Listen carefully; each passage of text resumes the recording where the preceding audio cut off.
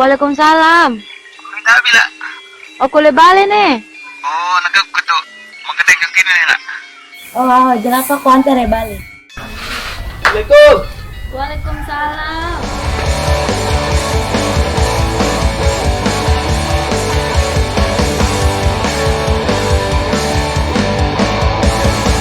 Negati ini. Mau ketik. Midang ojok tin pedai ni. Midang, pedai. Kok ada temu ini? Aro, pada nak ketemu Jadi kan kita datang ojok teh kan datang ke anak. Tejak merari langsung nih. Apa? Tejak merari. Sombong me polasnya. Tejak merari. Anak, apa pada ribut tang mek anak? Pada ribut-ribut. Ini. Tunggu peninduk doang. Nih ya mak, coba ada serius sama Epol nih datang-datang. Serun-serun sombong-sombong lalu, serun-serun kena merari. Apa ribut tang mek anak angkat ketika aing teh ne. Karena aku harap beraya na. Yang pengusaha rokok. Pengusaha dari merokok dulu. Tejak merari ini. Anaknya tejak merari. Rokok apa nih makan kosong-kosong nih? Makin anu ke gaduh. Oh nih model-model manusia ngerugian negara nih segini-gini nih. Kita cukai nembe nih. Yang perlu kan sebenarnya. Dia ada urusan sebenarnya kalau mana bercukai. Terus. Pokoknya ada itu. Yang penting salah-salah ruan.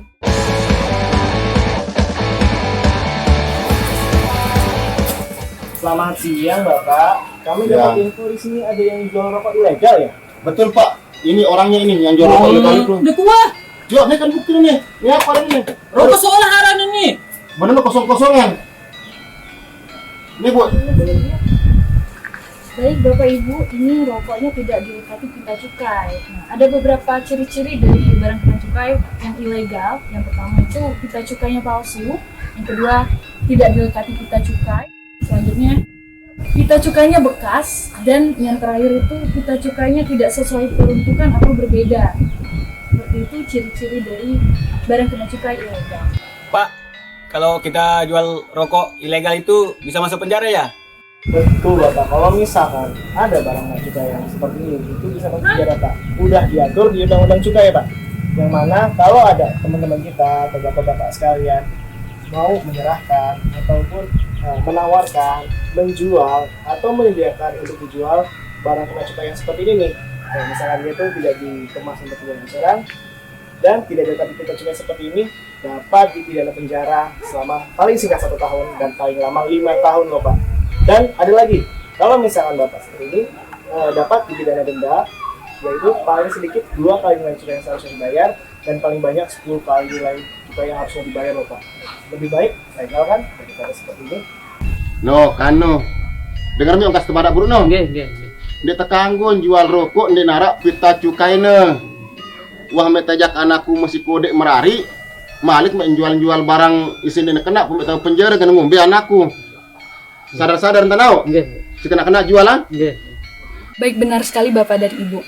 Jadi peredaran dari barang kena cukai ilegal ini akan merugikan perekonomian negara, di mana akan menyebabkan persaingan yang tidak sehat antara produsen rokok yang legal dengan produsen rokok ilegal. Selain itu, peredaran rokok ilegal ini akan berimbas kepada kesejahteraan masyarakat. Saat penerimaan cukai itu tidak optimal, akan mempengaruhi dari penerimaan negara di sektor dana bagi hasil cukai hasil tembakau. Di sisi lain, DBHCHT ini berperan penting dalam pembiayaan kesehatan, penegakan hukum, kesejahteraan petani, bahkan di industri hasil tembakau itu sendiri. Legal itu sangat mudah. Jadi, apabila melihat atau mendengar adanya peredaran barang kena cukai ilegal, tolong beritahu kami di Bea Cukai Mataram. Terima kasih. Nini, Mami, anak Pije, masyarakat Tiang yang ada di Kabupaten Lombok Barat, sila Tiang ajak pelungguh semua untuk bersama-sama tidak memakai rokok ilegal, mako iris ilegal, dan memakai yang ada cukainya atau yang sudah dilegalkan oleh pemerintah. karena rokok ilegal, mako iris ilegal, ndik berkontribusi terhadap penerimaan negara. Itu artinya pasti mengurangi penerimaan negara. Nah, penerimaan negara niki kemudian dibagi tipe pemerintah provinsi, tipe pemerintah kabupaten. Nah, kepeng-kepeng niki yang kemudian kita pakai untuk membangun, untuk memberikan bantuan sosial kepada masyarakat yang ada di Lombok Barat niki. Mari bareng-bareng berantas rokok ilegal niki, mako iris ilegal niki. Sila sekali lagi laporkan kalau ada masyarakat kita yang membuat rokok ilegal, mako iris ilegal, untuk kemudian kita tindak. Nggih, sila nggih. Ayo bareng-bareng gempur rokok ilegal, kance mako iris ilegal.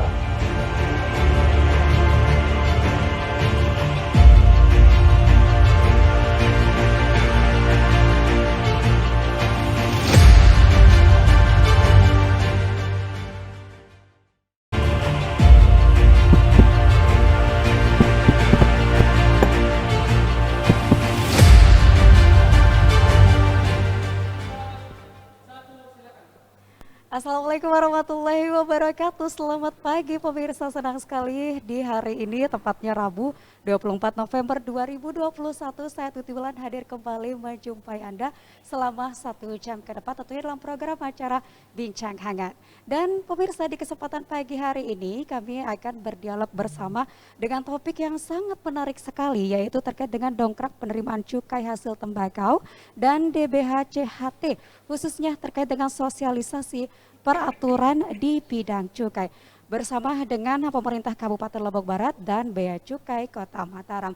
Dan untuk itu pemirsa, terkait dengan topik yang sangat menarik sekali, tema yang sangat menarik sekali, saya tidak hanya sendiri yang tentunya sudah Anda saksikan di layar kaca Anda dengan topik yang kita akan kupas pada pagi hari ini. Namun sebelum lebih jauh, saya akan memperkenalkan kepada Anda pemirsa dua narasumber kami yang menemani saya pada pagi hari ini. Yang di sebelah saya sudah hadir Bapak Arya Abdillah yang merupakan Kepala Subbagian Umum Kantor Pengawasan dan Pelayanan Bea Cukai Mataram. Selamat pagi, Assalamualaikum Bapak Arya. Waalaikumsalam warahmatullahi. Iya. Selamat pagi Mbak Ulan. Iya, gimana kabarnya nih Pak Arya? Alhamdulillah sehat. Pak. Alhamdulillah sehat dan tentunya tetap semangat ya Pak Arya ya. Harus. Iya. Kemudian di sebelah Pak Arya, pemirsa sudah hadir juga Bapak Dr. Haji Baihaqi yang merupakan Sekretaris Daerah Kabupaten Lombok Barat. Assalamualaikum Pak Haji, Mau Tegi. Iya, gimana kabarnya nih Pak Haji? Sehat-sehat dan tentunya harus semangat ya Pak Haji ya. Oke. Oke, baik. Dan pemirsa tentunya Pak Haji ini tidak sendirian. Sudah ada dua orang yang mendampingi, yaitu ada Bapak Kadis Perindustrian dan Perdagangan Kabupaten Lombok Barat.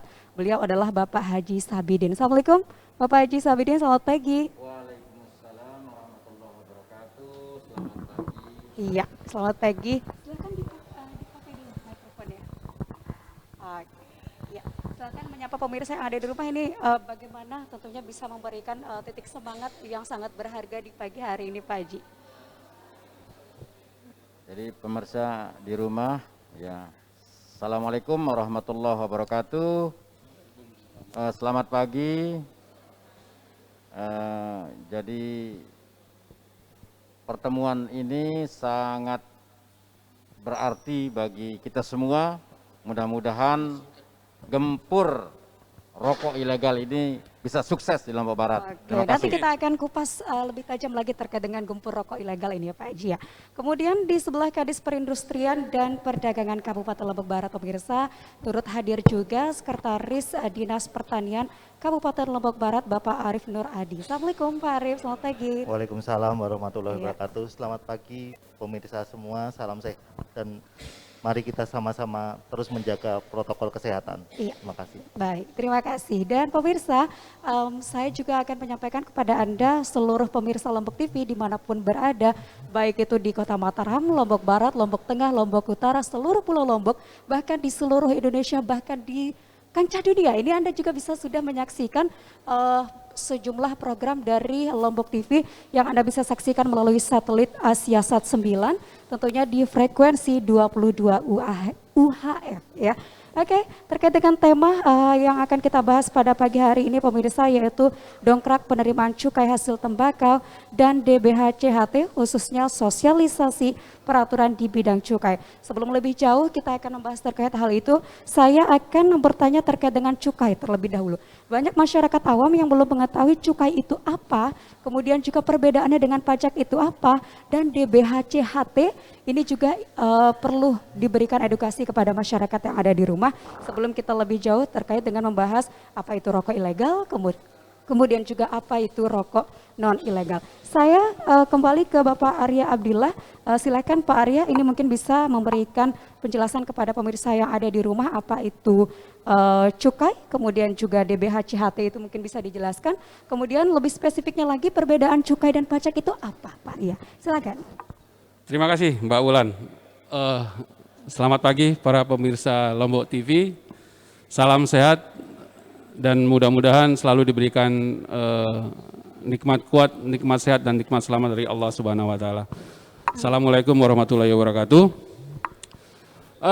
Sebagaimana kita ketahui, cukai itu merupakan pungutan negara yang dikenakan terhadap barang-barang tertentu yang memiliki sifat dan karakteristik tentu yang ditetapkan oleh Undang-Undang Cukai. Cukai itu merupakan bagian dari pajak. Jadi cukai itu merupakan pajak tidak langsung, yang artinya bahwa cukai itu pada akhirnya dibebankan kepada konsumen. Yang sebenarnya cukai itu akan dibayar oleh konsumen itu sendiri. Nah, kemudian yang dimaksud dengan sifat atau karakteristik tertentu itu adalah bahwa barang-barang yang dikenakan cukai itu diatur penggunaannya, diatur peredarannya, diatur terkait dengan dampak lingkungannya. Artinya bahwa kenapa BKC ini dikenakan cukai agar ada pembatasan-pembatasan penggunaannya di lapangan sehingga tidak disalahgunakan. Seperti contoh, BKC itu terdiri dari 3 jenis. Yang pertama itu etil alkohol atau bahasa kimianya itu etanol. Mungkin orang awam, apa sih etil alkohol? Etil alkohol itu bahan baku untuk membuat minuman keras. Bisa juga digunakan sebagai bahan baku atau bahan penolong untuk alat-alat kosmetik. Seperti itu. Jadi yang saya ketahui pabrik etil alkohol terbesar sekarang itu adalah PT Molindo yang ada di Lawang, Kabupaten Malang, Jawa Timur. Yang kedua itu minuman mengandung etil alkohol atau minuman keras. Yang ketiga adalah hasil tembakau. Hasil tembakau itu ada macam-macam, Pak. Hasil tembakau itu lebih banyak kepada rokok, Pak. Rokok ini juga banyak jenisnya. Ada sigaret kretek mesin, nah, seperti ini ya. Ini namanya sigaret kretek mesin. Jadi sigaret kretek itu adalah rokok yang ada bahan cengkehnya atau saus di dalamnya. Ini diproduksi oleh mesin. Kemudian sigaret kretek tangan. Sigaret kretek tangan itu yang dibuat secara manual. Ada sigaret putih mesin namanya. Itu mungkin kalau kita melihat rokok-rokok produksi Sampurna yang namanya Marlboro itu ya. Itu putih mesin. Artinya di dalam rokoknya itu tidak ada konten cengkehnya. Kemudian ada sigaret putih tangan. Kemudian ada tembakau iris. Tembakau iris itu yang banyak diproduksi oleh pabrik-pabrik yang ada di wilayah Lombok. Kemudian ada vape. Kemudian ada tembakau luar yang kita impor yang kemudian akan dicampur dengan tembakau lokal. Ini wajib cukai. Ya. Oke, tadi Bapak Arya menyampaikan ada beberapa jenis barang kena cukai ya. Ya. Di antaranya ini ada etil alkohol. Ada 3 ya etil alkohol. Ada etil alkohol atau etanol pemirsa. Kemudian juga ada minuman yang mengandung etil alkohol. Kemudian yang terakhir ada juga hasil tembakau. Yang menjadi pertanyaan saya adalah Pak Arya, ini berapa persen nilai kena cukainya untuk etil alkohol, kemudian juga hasil tembakau dan juga minuman yang mengandung etil alkohol ini? Jadi pengenaan tarif cukainya itu tergantung daripada jenis produknya itu sendiri. Ya. Kalau untuk hasil tembakau itu tergantung daripada golongan pabriknya. Jadi di kita itu ada pembagian 3 golongan pabrik, ada golongan 1, golongan 2, golongan 3. Jadi semakin besar pabriknya, tarif cukainya semakin mahal, semakin besar. Nah, seperti rokok Sampurna ini termasuk pabrikan golongan 1 yang tarif cukainya itu adalah Rp860 per batang. Jadi hitungan cukainya itu per batang. Jadi kalau ini isinya 16 batang, berarti tinggal dikalikan aja Rp860 dikali 16 batang. Oke, berarti ini nilainya cukup besar juga sangat ya Pak besar Arya, sekali. Ya? Jadi harga jualnya ini 27.200, kemudian juga ada nilai cukai yang tercantum dalam satu kemasan rokok ini yaitu Betul. 865. Jika dikalikan dengan 16 batang ini hasilnya sekitar 13.840 itu masuk ke Hanya dalam kas cukainya, negara. betul. Nah, ini tanggapan Bapak Dr. Haji Baihaqi, Sekda Lombok Barat ini seperti apa? Karena memang nilai cukainya ini sangat tinggi Pak Sekda, gimana?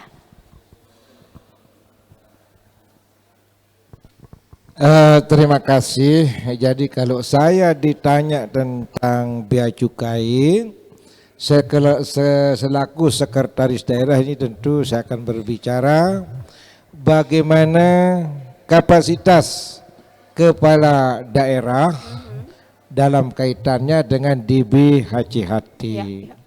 Ya, dana bagi hasil cukai hasil tembakau tentu dalam kaitannya dengan menegakkan regulasi atau peraturan perundang-undangan yang berlaku. Terutama ini dalam kaitannya dengan PMK 206/PMK.07/2020. Peraturan gubernur juga termasuk di bawahnya dan surat edaran Dirjen Bea Cukai. Terutama kalau berbicara tentang PMK ini adalah mengatur tentang penggunaan, monitoring dan evaluasi daripada dana DBHCHT. DBHCHT, dana bagi hasil cukai hasil tembakau. Nah, kemudian kenapa kita harus gempur rokok ilegal ini? Karena ini sangat-sangat merugikan negara. Karena tidak membayar cukai. Nah, cukai ini artinya sangat penting bagi masyarakat, bagi daerah pengguna, ya, bagi daerah produsen tembakau, kemudian bagi petani tembakau itu sendiri begitu. Nah, kenapa saya sampaikan begitu? Karena dari dana DBHCHT ini untuk daerah penghasil itu secara menyeluruh, ya, secara komprehensif daerah itu akan mendapatkan bagian dari dana itu untuk membangun puskesmas. Ini yang menggunakan kan bukan perokok saja, tetapi masyarakat secara luas. Bukan juga hanya yang memanfaatkan petani rokok, tetapi semua masyarakat di daerah penghasil tembakau itu secara multiplier effect bisa memanfaatkan manfaat dari DBHCHD itu. Kedua, bagi petani tembakau itu sendiri, ya dia dapat dibangunkan sarpras terkait dengan pertanian tembakau. Bagi IKM yang bergerak di bidang tembakau juga akan lebih intens pembinaannya baik dari aspek keterampilan maupun permodalan. Kemudian juga yang lain ya, bagi petani tembakau itu akan mendapatkan bantuan dalam bentuk bibit, pupuk, dan lain sebagainya. Jadi ini itulah sebabnya harus kita gempur ya rokok-rokok yang ilegal ini. Nah, kalau melihat Lombok Barat ini, kalau melihat dari kontribusinya terhadap DBHCHD ke pusat, sampai hari ini dia baru berkontribusi 83.700.000. Tetapi DBHCHD Lombok Barat sudah, kalau dia lihat dari tahun 2010 itu sekitar 8 miliar, tahun 2020-2021 ini sudah dapat 17 M dari DBHCHD ini. Yang tadi penggunaannya untuk masyarakat luas, Jamkesmas dari sana, Pusdu bisa dari situ, Puskesmas bisa dari situ. Artinya ini bukan penghasil, bukan perokok saja, luas ya.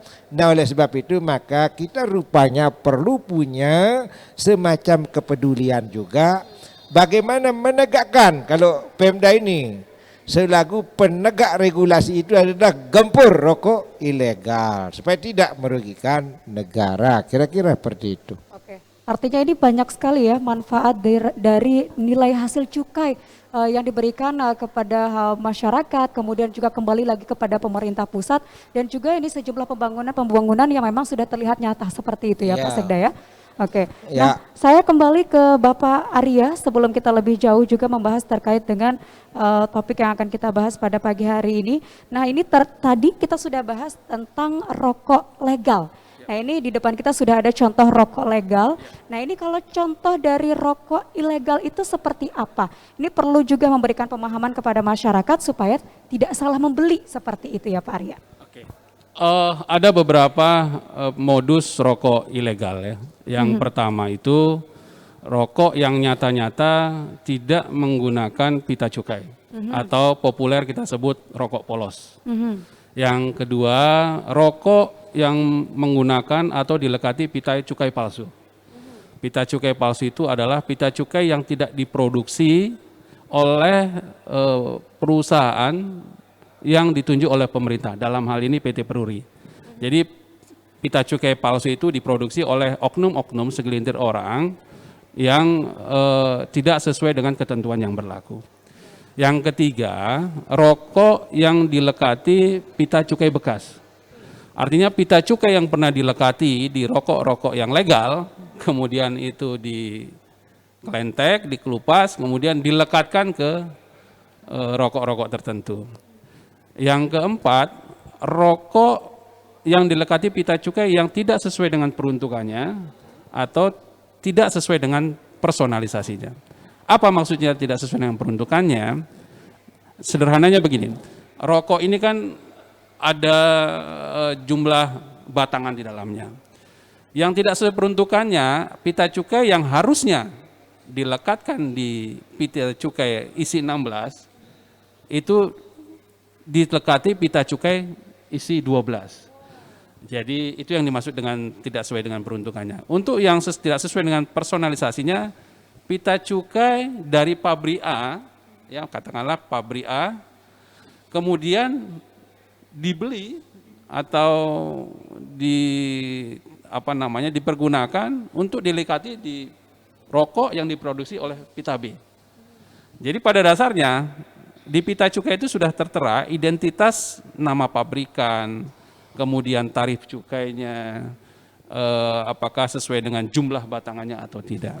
Itu yang dimaksud dengan tidak sesuai. Artinya tidak sesuai dengan nama pabrikannya. Jadi rokok-rokok seperti ini yang sangat mengganggu produksi dan peredaran pabrik-pabrik rokok legal. Oke. Kenapa? Oke, Pak Arya, tadi bedanya adalah yang polos, kemudian palsu dan bekas. Nah, ini secara spesifik mungkin Anda bisa menjelaskan kepada pemirsa yang ada di rumah itu seperti apa? Karena untuk masyarakat awam sendiri itu sulit dibedakan mana rokok dengan pita cukai yang palsu, kemudian juga mana rokok dengan pita cukai yang sudah dipakai, kemudian dipakai lagi ke dalam sebuah kemasan rokok. Oke. Untuk yang polos secara kasat mata jelas ya, dia tidak menggunakan pita cukai sama sekali. Jadi siapapun akan bisa melihat, orang awam siapapun bisa melihat bahwa rokok itu adalah rokok ilegal. Untuk yang pita cukai palsu, memang ini harus menggunakan tools atau instrumen atau alat-alat tersebut untuk menggunakan mendeteksinya. Tetapi saya bisa kasihkan trik. Untuk yang pita cukai palsu itu biasanya jenis kertasnya itu adalah kertas yang lusuh, yang pudar ya, yang suram. Kemudian untuk yang palsu itu identitasnya berbeda biasanya dengan identitas penulisan nama pabrikannya di etiketnya ini. Tetapi untuk meyakini bisa kalau misalnya meyakini ada kebimbangan apakah rokok ini menggunakan pita cukai palsu atau tidak, bisa datang ke kantor kita akan bantu dengan alat yang kita punya untuk mendeteksi apakah itu palsu tidak. Oke. Pun demikian kalau untuk yang pita cukai bekas itu juga kita akan bisa lihat di identitas di pita cukainya itu pasti akan berbeda dengan identitas pabrikan yang tercantum di etiket rokoknya. Dan begini, satu hal lagi untuk memudahkan juga buat para pemirsa atau para penjual rokok, identitas yang paling gampang biasanya kalau rokok-rokok ilegal itu di etiketnya ini, di kemasannya itu biasanya identitas nama pabriknya itu tidak lengkap dan tidak jelas. Kalau yang legal itu akan menyebut nama daerah produksinya. Katakanlah dari Malang, dia akan menyebut pabrik A, Malang, Indonesia. Tetapi kalau yang ilegal, dia tidak akan pernah menyebut nama tempat secara spesifik. Dia akan menyebut pabrik rokok A, kemudian langsung Indonesia. Itu dari hasil kajian kami selama ini untuk bisa membedakan secara awam dan secara kasat mata apakah ini produk rokok legal dan ilegal. Nah, kemudian satu hal begini saya juga bisa sampaikan kepada para penjual rokok, selama ini memang kebanyakan mereka akan merugi karena sales rokok ilegal itu menjual dan kemudian minta langsung bayarannya. Kalau ada keraguan para penjual rokok, coba gunakan mekanisme konsinyasi. Jadi titip begitu. Kalau dia ragu bahwa rokok ini ilegal atau tidak. Sehingga nanti pada saat ada teman-teman dari Bea Cukai maupun dari teman-teman pemerintahan daerah dalam ini Satpol PP melakukan kegiatan operasi, itu kan pasti akan kami sita. Itu tidak akan menimbulkan kerugian bagi para penjual rokok. Jadi rokok ilegal ini sekali lagi merugikan penjual, merugikan konsumen dan juga merugikan petani seperti itu. Ya, sangat. Pak Arya ya. Pak Arya dan juga Pak Sekda bersama dengan Bapak Kadis Perindustrian dan Perdagangan, kemudian juga Bapak Sekretaris Dinas Pertanian Kabupaten Lombok Barat. Nanti kita akan lanjutkan dialog kita masih terkait dengan dongkrak penerimaan cukai hasil tembakau dan DBHC-HT, sosialisasi peraturan di bidang cukai. Sesaat lagi kami akan kembali, jangan kemana-mana, tetap bersama kami di Bincang Hangat.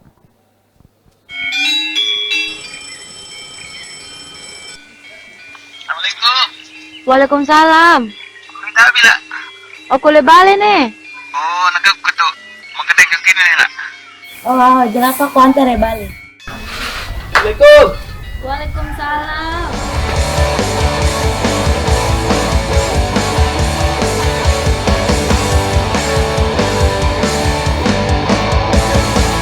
Negati ini. Ngombe ketik. Midang ojok tin pedai ni. Midang pedai. Kok ada temu ini? Aro, pada nak ketemu Jadi kan kita ada ojok teh kan datang ke anak. Tejak merari langsung nih. Apa? Tejak merari. Sombong me polasnya.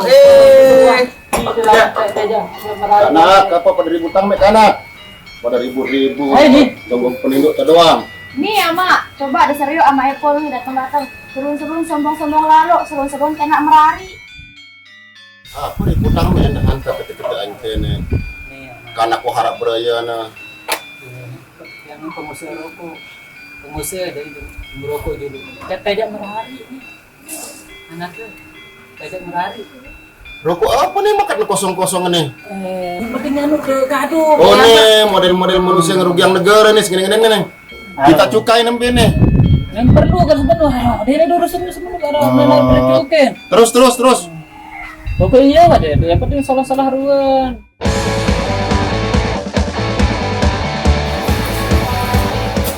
Selamat siang Bapak. Kami Ya. dapat info di sini ada yang jual rokok ilegal ya?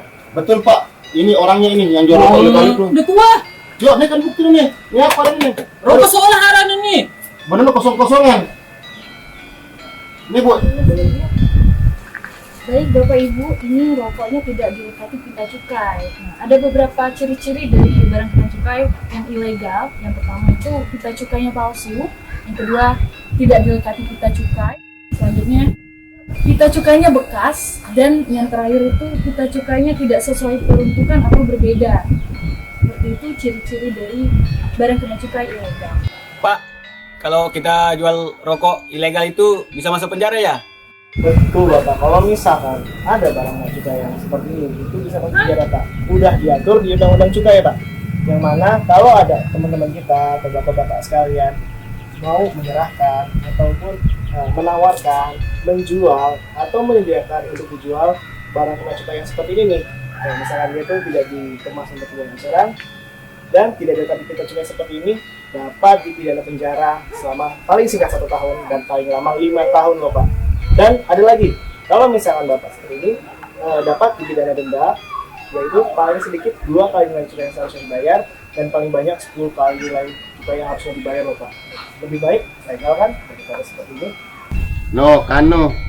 Dengar mi ongkas kepada buruk no. Nggih. Dia tekanggun jual rokok di narak pita cukai ne. Wah metajak anakku masih kode merari. Malik menjual-jual barang isin ini kena pemerintah penjara kena ngombe anakku. Sadar-sadar ente tahu? Nggih. Si kena jualan? Nggih. Baik, benar sekali Bapak dan Ibu. Jadi peredaran dari barang kena cukai ilegal ini akan merugikan perekonomian negara, di mana akan menyebabkan persaingan yang tidak sehat antara produsen rokok yang legal dengan produsen rokok ilegal. Selain itu, peredaran rokok ilegal ini akan berimbas kepada kesejahteraan masyarakat. Saat penerimaan cukai itu tidak optimal, akan mempengaruhi dari penerimaan negara di sektor dana bagi hasil cukai hasil tembakau. Di sisi lain, DBHCHT ini berperan penting dalam pembiayaan kesehatan, penegakan hukum, kesejahteraan petani, bahkan di industri hasil tembakau itu sendiri. Legal itu sangat mudah. Jadi, apabila melihat atau mendengar adanya peredaran barang kena cukai ilegal, tolong beritahu kami di Bea Cukai Mataram. Terima kasih. Nini, Mami, sanak hije, masyarakat Tiang yang ada di Kabupaten Lombok Barat, sila Tiang ajak pelungguh semua untuk bersama-sama tidak memakai rokok ilegal, mako iris ilegal, dan memakai yang ada cukainya atau yang sudah dilegalkan oleh pemerintah. Karena rokok ilegal, mako iris ilegal ndik berkontribusi terhadap penerimaan negara. Itu artinya pasti mengurangi penerimaan negara. Nah, penerimaan negara niki kemudian dibagi tipak pemerintah provinsi, tipak pemerintah kabupaten. Nah, kepeng-kepeng niki yang kemudian kita pakai untuk membangun, untuk memberikan bantuan sosial kepada masyarakat yang ada di Lombok Barat niki. Mari bareng-bareng berantas rokok ilegal niki, mako iris ilegal niki. Sila sekali lagi laporkan kalau ada masyarakat kita yang membuat rokok ilegal, mako iris ilegal, untuk kemudian kita tindak. Nggih, sila nggih. Ayo bareng-bareng gempur rokok ilegal, kance mako iris ilegal.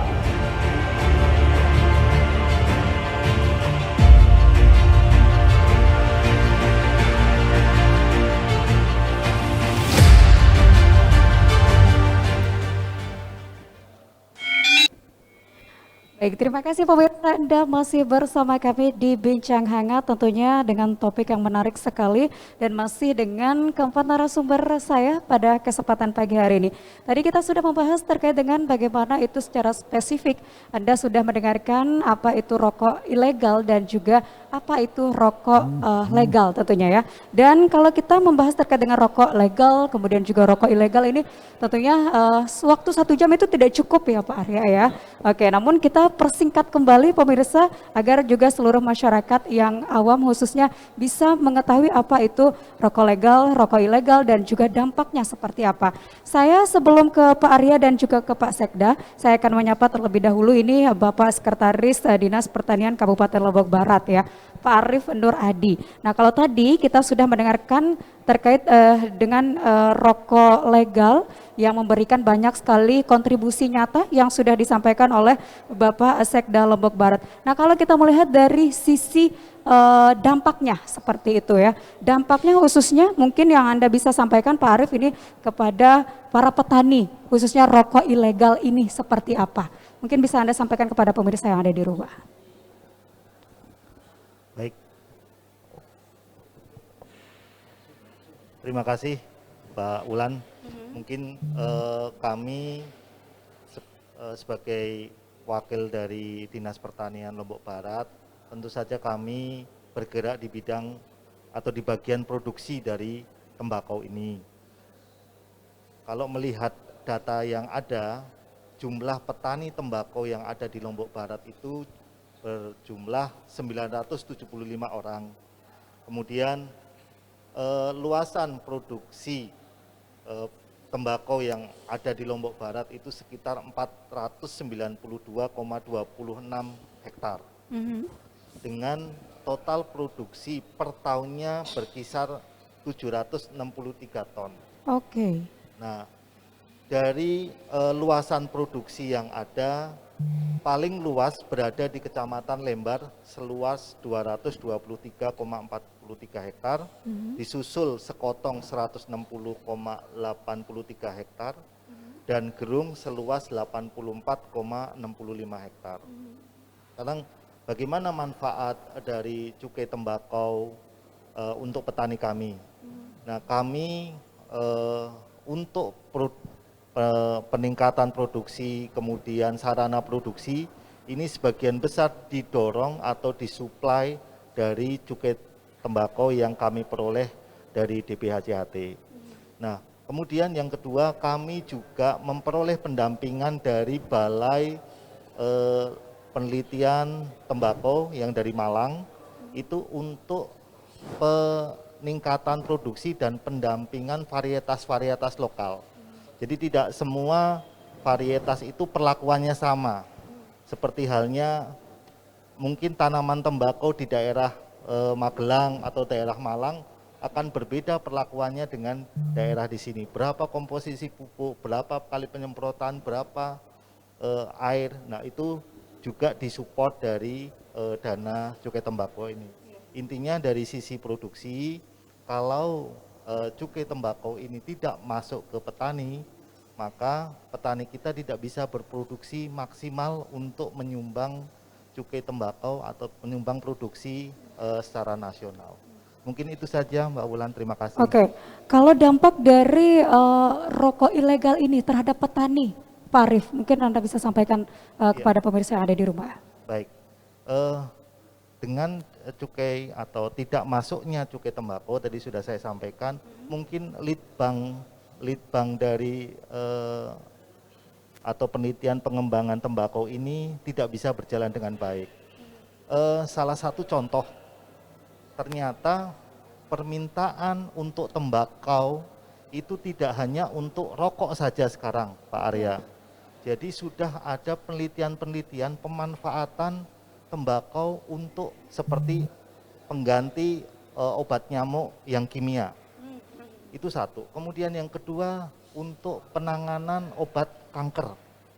Ternyata pemanfaatan tembakau lebih ke arah ke sana. Jadi peningkatan hasil atau peningkatan nilai produksi dari tembakau ini, kalau tidak ada semacam suplai dari cukai tembakau ini, akan terhambat dan ujung-ujungnya nanti petani tidak menemukan atau tidak mencapai kesejahteraan. Bayangkan kalau dengan atau parfum saja 50 ml itu bisa 250.000 harganya dari cukai atau dari ekstrak tembakau ini. Kemudian dari batangnya untuk kanker. Berapa harga obat kanker? Tidak ada yang murah kalau obat kanker itu. Nah, itu yang kami harapkan. Kami mendorong pengembangan pengembangan tembakau ini melalui cukai tembakau, tidak pada cukai rokok saja, tetapi pada hal-hal yang lebih bermanfaat ke depan. Dan mungkin nanti Pak Arya bisa meningkatkan cukai-cukai yang lain selain dari cukai rokoknya. Itu masukan dari kami. Oke, kabarnya juga demikian loh, Pak Arief, nantinya ini akan ada beberapa komoditi yang menyusul yang nantinya akan memberikan nilai cukai juga selain dengan hasil tembakau ya. Dan saya kembali ke Bapak Arya Abdillah terkait dengan rokok ilegal, di mana tagline kita pada pagi hari ini adalah gempur rokok ilegal ya pemirsa ya. Nah ini kalau boleh tahu tingkat peredaran dari rokok ilegal khususnya di wilayah Pulau Lombok ini seberapa banyak Pak Arya? Sebelum kita nanti lebih jauh terkait dengan tingkat peredaran rokok ilegal ini di wilayah Kabupaten Lombok Barat yang nantinya akan dijelaskan juga oleh Bapak Sekda ya.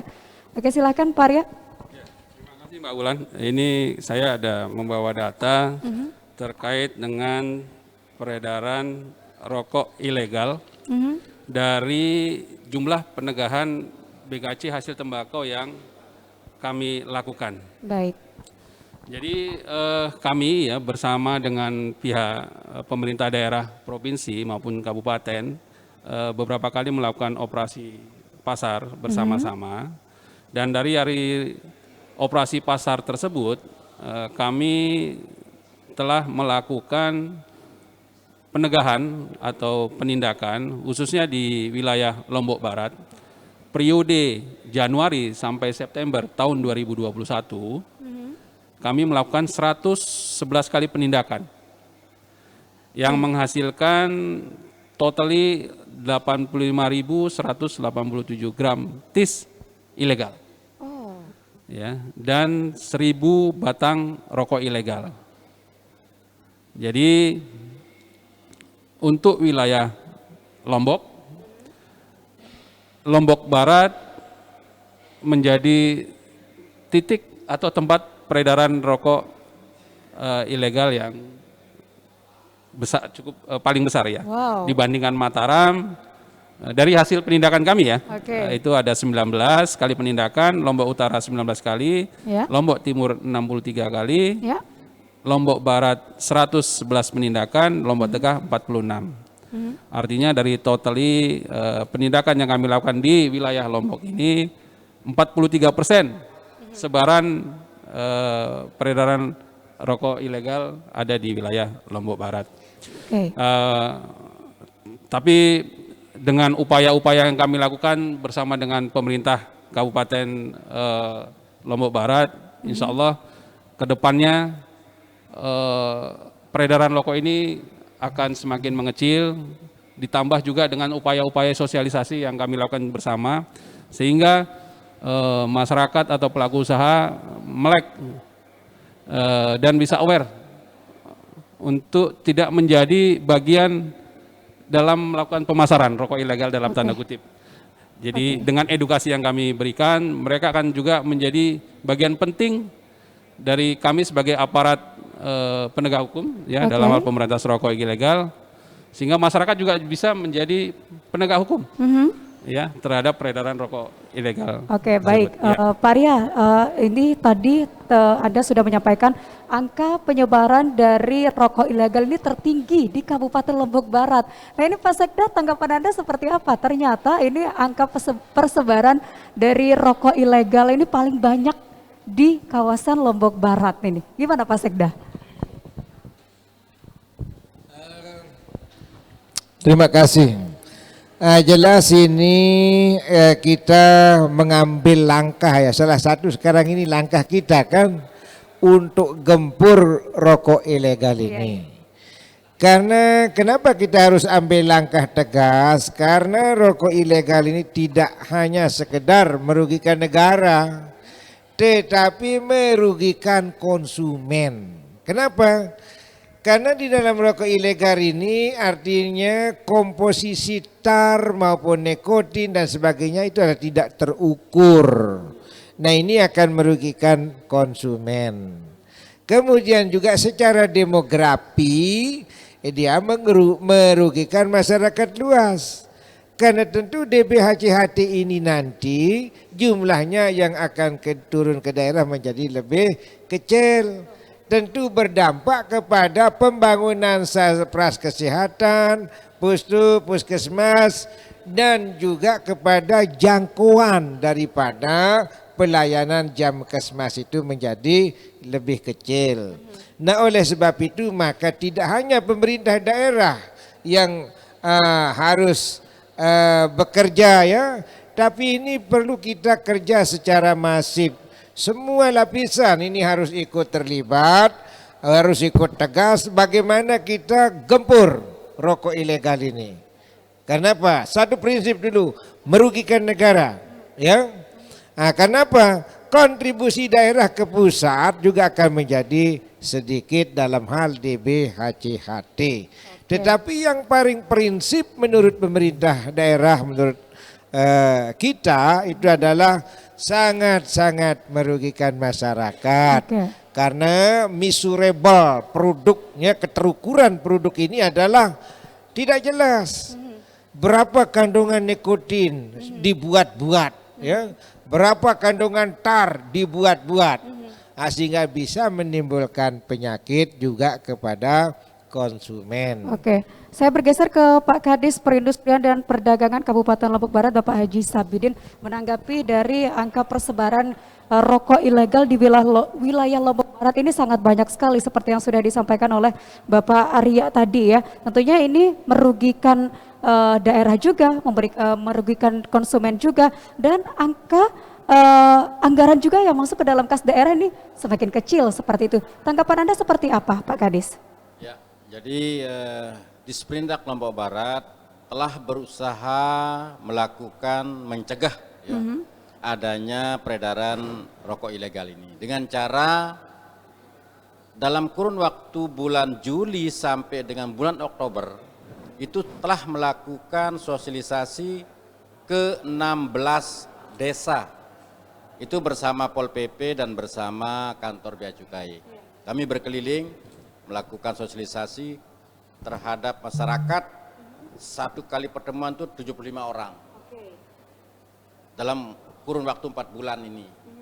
Lalu yang kedua, menanggapi banyaknya peredaran rokok ilegal, dalam hal ini tidak hanya rokok tetapi peredaran tis ya, tembakau iris itu yang banyak adalah para petani kita dan pedagang kita yang mengemas rokok tis ya, yang mengemas tis dalam bentuk pack kecil-kecil itu, kemudian tanpa dilengkapi dengan merek dan tanpa dilengkapi dengan pita cukai. Itu yang banyak. Nah, itulah yang kami akan bina, itu kami kumpulkan semua dari kurang lebih 1.000 petani, jadi 900 sekian petani di Lombok Barat, petani tembakau, itu kurang lebih 200-an yang membuat rokok tis ini ya. Itulah yang akan kami bina agar supaya tidak lagi dalam bentuk polos gitu tisnya gitu ya. Yaitu kami usahakan ada mereknya dan ada bea cukainya, pita cukainya. Oke. Saat ini di Baik. Lombok Barat ada 5 ya industri rokok. Oke. Industri rokok rumahan, Mhm. home industry ya. 3 diantaranya membuat SKT, Mhm. sigaret kretek tangan, Mhm. yaitu ada di Kediri, Mhm. ada di Gunung Sari, dan ada di Lingsar. Oke. Kemudian ada 2 yang sudah menggunakan pita, yaitu yang memproduksi tis, Mhm. yaitu di Labu Api dan ada di Narmada. Mhm. Jadi Lombok Barat sampai dengan hari ini baru 5 perusahaan ya Oke. yang industri rokok. Oke, baik. Ada 5 perusahaan di Kabupaten Lombok Barat, yaitu khususnya di Telaga Waru, kemudian juga Lembah Sempage Narmada, kemudian ada juga di Sembung Narmada, kemudian ada di Kediri dan juga Mambalan. Semoga dengan hadirnya 5 home industry ini nantinya bisa mengurangi peredaran dari rokok ilegal tersebut, khususnya di wilayah Kabupaten Lombok Barat ya. Dan pemirsa, nanti kami akan kembali, jangan kemana-mana, tetap bersama kami di Bincang Hangat. Kita akan kembali masih dengan topik yang sama dan juga masih dengan sejumlah narasumber yang akan menemani pagi hari saya di sini. Tetap bersama kami di Bincang Hangat, sesaat lagi kami akan kembali.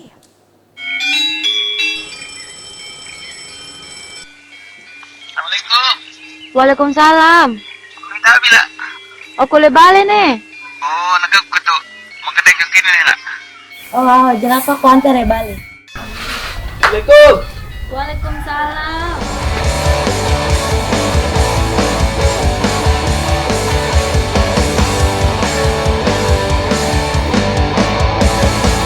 Negati ini. Ngombe ketik. Midang ojok tin pedai ni. Hidang, pedai. Oh, kau ada temu ini. Aro, pada nak ketemu Jadi kan kita datang ojok teh kan datang ke anak. Tejak merari langsung nih. Apa? Tejak merari. Sombong me polasnya. Tejak merari. Anak, apa pada ribut tang mek anak? Pada ribut-ribut. Tunggu peninduk doang. Nih ya mak, coba ada serius sama Epol nih datang-datang. Serun-serun sombong-sombong lalu, serun-serun kena merari. Apa ribut tang mek dengan kata-kata aing teh nih. Karena aku harap beraya na. Yang pengusaha rokok. Pengusaha dari merokok dulu. Tejak merari nih. Anaknya tejak merari. Rokok apa nih makan kosong-kosong nih? Yang penting anu ke gaduh. Oh nih model-model manusia ngerugian negara nih segini-gini nih. Kita cukai nembe nih. Yang perlu kan sebenarnya. Dia ada urusan sebenarnya karena benar cukai. Terus. Pokoknya apa deh? Yang penting salah-salah ruan.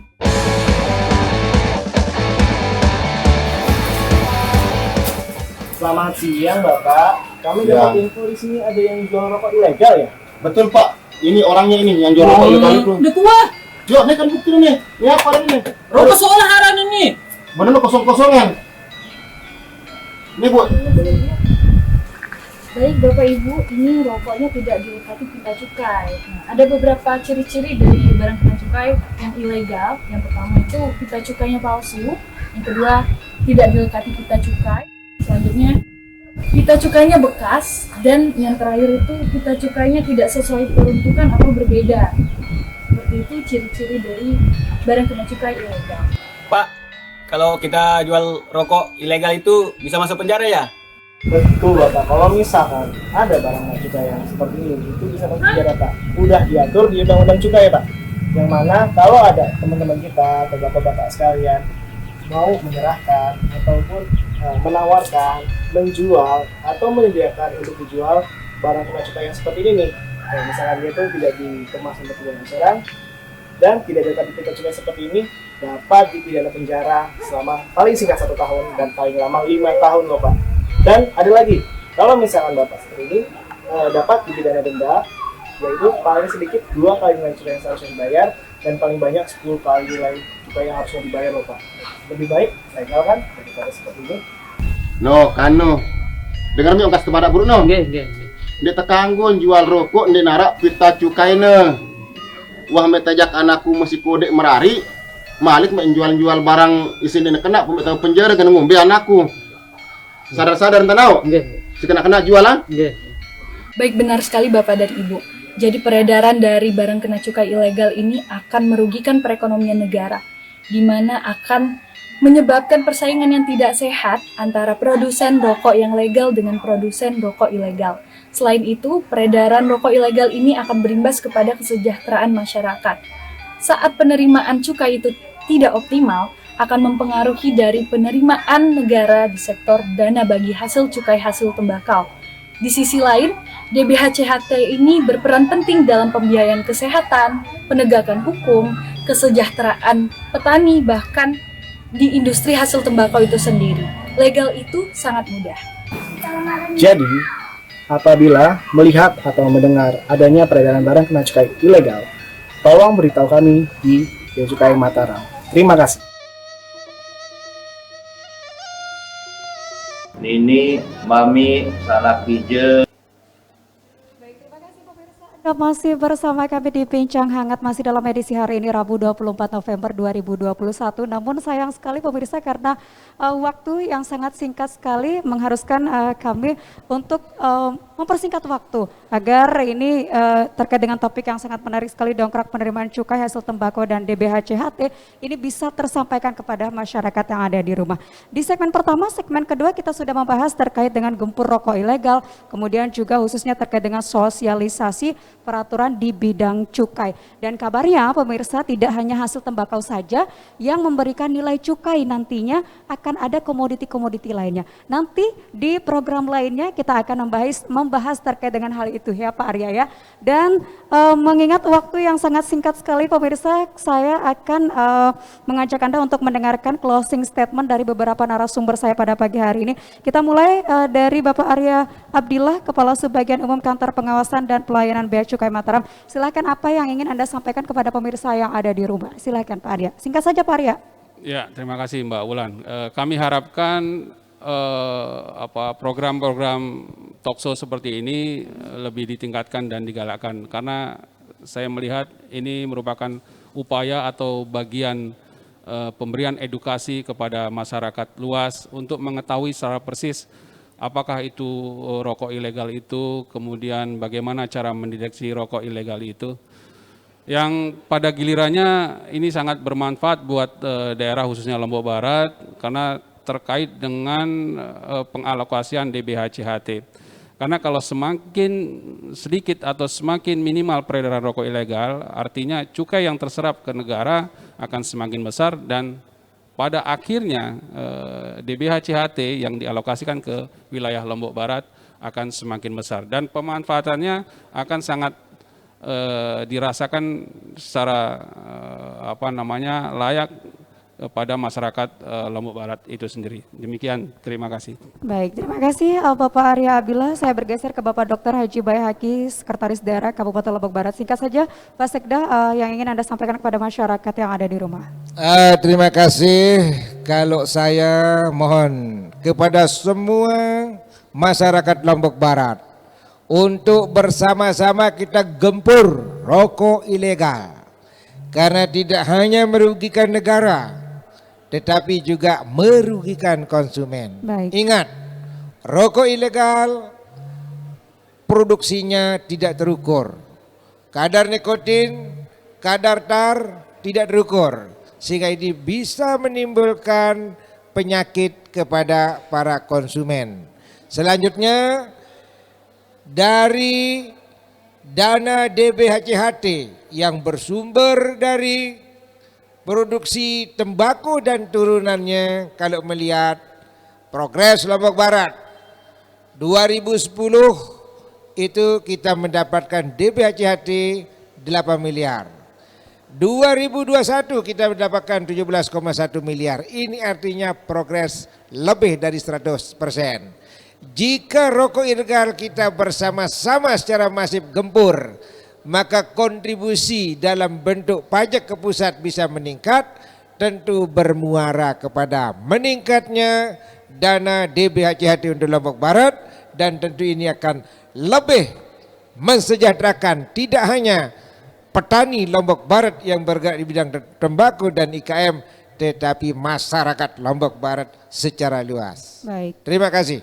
Baik, terima kasih Pak Sekda. Saya bergeser ke Bapak Haji Sabidin, Kadis Perindustrian dan Perdagangan Kabupaten Lombok Barat. Silahkan closing statementnya Pak Haji, singkat saja.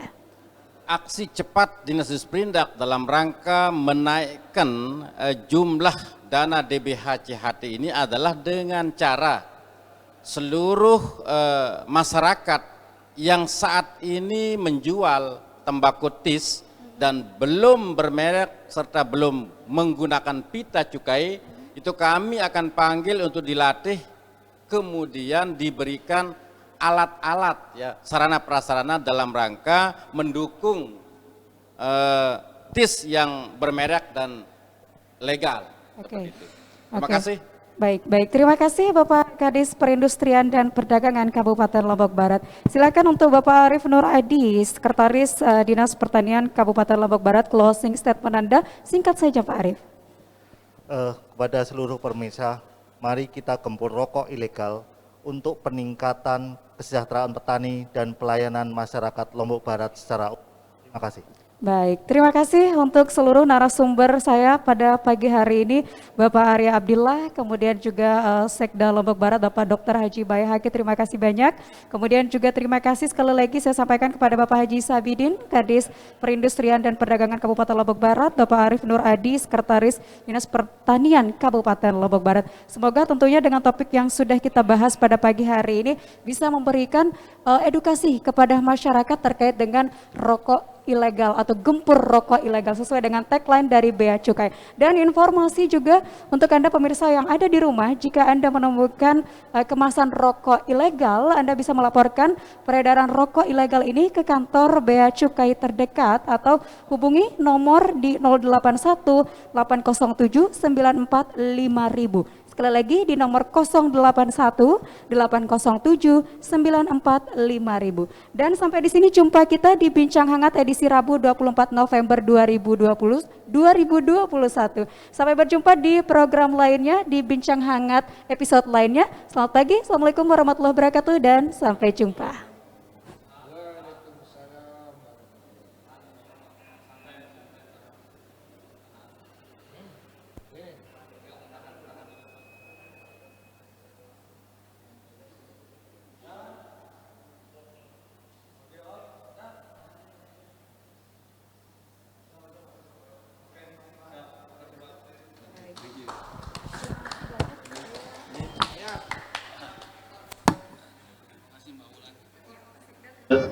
Masyarakat Tiang yang ada di Kabupaten Lombok Barat, sila Tiang ajak pelungguh semua untuk bersama-sama tidak memakai rokok ilegal, mako iris ilegal, dan memakai yang ada cukainya atau yang sudah dilegalkan oleh pemerintah.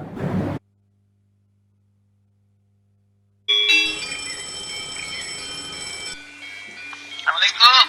Waalaikumsalam. Minta bila. Aku le bale ne. Oh, nagap ko to.